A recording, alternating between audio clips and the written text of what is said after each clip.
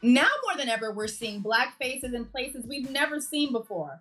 From corner offices at Fortune 500 companies to leading roles on screen, all the way to the award ceremony at the Olympics, Black women are quite literally going for gold at every turn when it comes to their professions and careers. On this special episode of Listen to Black Women, we're discussing how we as Black women navigate the many twists and turns encountered on our journey to professional success. Joining us for today's special discussion is special guest, comedian and late night TV host, Amber Ruffin. Hi, thanks for having me. Thanks for being here. I'm Jessie Wu, and these are my lovely co-hosts, Taryn Finley and Chris Miss. Maximize your screens, turn the volume up, and get comfy because Listen to Black Women starts now.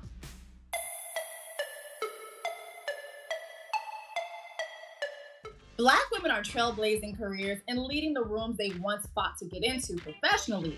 We're forging into new and uncharted territories where 9 times out of 10, we as Black women are not in the majority. As the first Black woman to write for a late night talk show for a major network, Amber, I think the question of the day is right up your alley. So before we get into the nitty gritty, let's hear about your experiences in the professional world. It's time for credential check. Amber, thank you so much for being here with us. At what point did you know that comedy was something that you could pursue as a career? I feel like I found out that I could have a career in comedy 1 minute ago. Like I always feel like, I got this, but in a minute, it's all gonna go to pot. But it never does. And it only gets like bigger and better and funner. So I guess now, when faced with this question from you, now is when I realize that this may be a forever kind of thing. So critics are everywhere. How do you stay true to yourself and own your voice and your culture while operating within your professional life? I am very lucky in that we learned really quickly, from doing late night stuff and everything else, we learned that this show, the best thing for it was for it to be exactly what I felt like doing. It rings true. And when things are honest, people like them more. So I think we figured that out real fast. When you were writing for Seth's show, how was it being in that room and being the only one that needed edge control? I wasn't using a lot of edge control because who's going to check me? Everyone is like I've honestly never looked worse in my entire life. No one cared. Looking bad because it's comedy and no one cares, but also everyone is white. They can't right, so they don't know what edge control is. They don't know what. We love all those little balls on your hairline. That's so funny. It's not funny when somebody tries to touch it. I really like doing comedy is great for people who have to experience a lot of racism, because when you're doing comedy, you can 1,000% go, say something like that again and meet me outside. And the person you're talking to knows you're serious and you know you're serious, but it's hilarious. Also, you can check someone to death. That's the great part about the Black lady stereotype. You do have moments where you're able to use your Black lady privilege. That's right. Oh, that's what it is. Yeah. Black lady privilege. Yeah, you certainly can. The Amber Ruffin show is so hilarious, so witty, so needed. I'm wondering what you're most looking forward to, most excited about for the season. Oh, thank you for that. I am excited about all of it. I really am a nerd for late night. When something happens in the news, I enjoy sitting down and going, how does this world event fit into a sketch? It's so cool and fun. Like, it's a fun puzzle to solve. It's always a puzzle. I solve them every week and it feels great. And then there's also an added layer of like, what are people not saying out loud? I have to say the thing out loud. I do not like talking around issues. I like plain talk. And I don't like gaslighting people.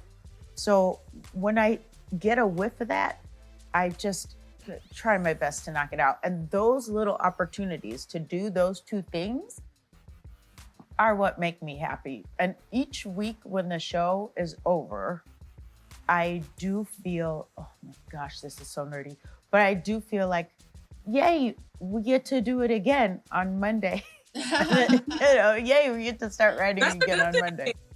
Yeah, I love it. Credentials have been checked, okay?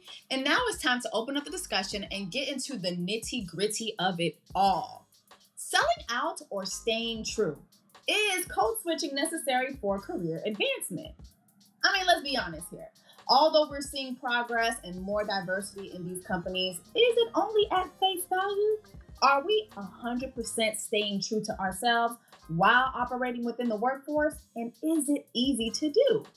Let's get into it, ladies. What do y'all think? I think first we have to define what code switching is, right? I think a lot of people talk about code switching in the sense of how you speak or when you don't speak. But I think it is an overall, self-expression that you may limit or that you may alter to fit in or assimilate with the predominant group. Oftentimes, that's white people. For me, I stopped code switching in 2016 because I felt like it was really hindering as a creative, my authentic voice and me being able to do my job to the fullest. I understand the need and the absolute survival use of code switching, but at the end of the day, it's so stifling. Well, I've always had to code switch on stage. You're playing a part or you're doing an intro to a improv game. When you're talking or you're being yourself or you're interviewing someone, then I've always just spoken the way I speak. But as I was listening to you, I was like, oh, well, funny, I never had to do that. But then it all comes back. I'm like, oh my gosh, except for all those years and years. Because you think, and that's a lie I fed myself, not to have just a come to Jesus moment here on the show, but here we are. I was code switching to intro this, hey, everybody, welcome to this. But no one told me to do that. I was just a product of society. Oh my God. But I did. Every show, if you ever seen me intro show, every show I intro just like that.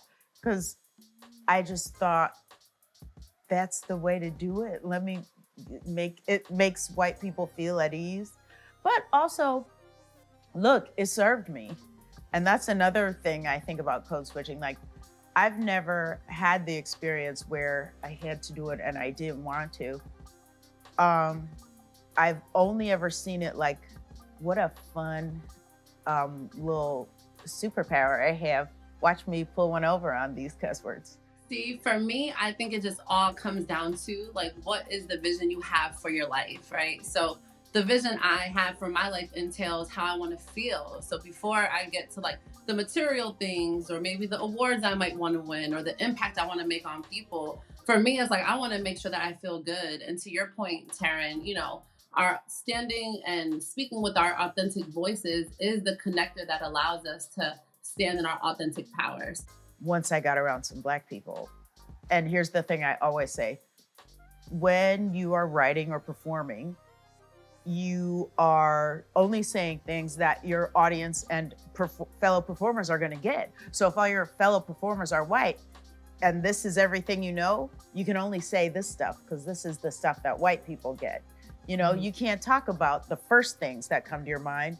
You have to think it through and then get to this area, and then you can say it. You have to go, oh, that old lady was listening to, and you want to say Babyface, but you can't. So you think through Babyface, the Isley Brothers, and you get to Paul McCartney, and you say out loud, Paul McCartney, and that makes your mind work at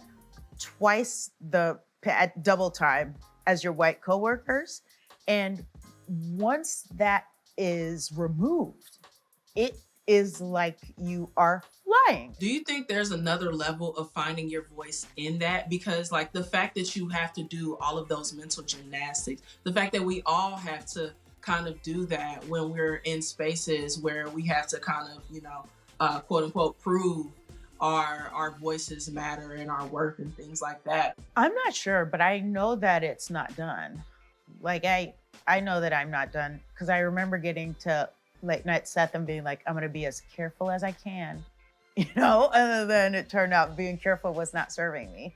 And hopefully I've learned that and gotten rid of all my careful instincts, but I don't know that I have. And I do think I'm still being a little bit careful, and I think I'm going to get a little bit weirder still.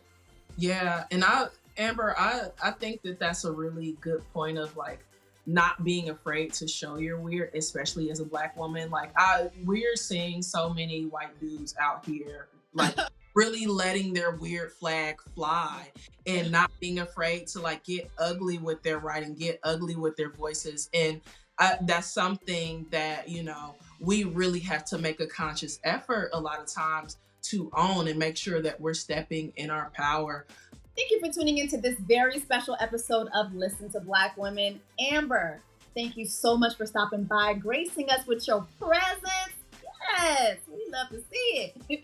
Y'all be sure to catch new episodes of The Amber Ruffin Show on Fridays, only on Peacock. We'd love to hear what you all have to say about today's topics, so be sure to hit us up on Twitter at MadameNoire to share your thoughts. I'm Jessie Wu, and these are my lovely co-hosts, Taryn Finley and Chris Miss. We'll see you guys next time on Listen to Black Women. Until then, take care of yourselves. Bye!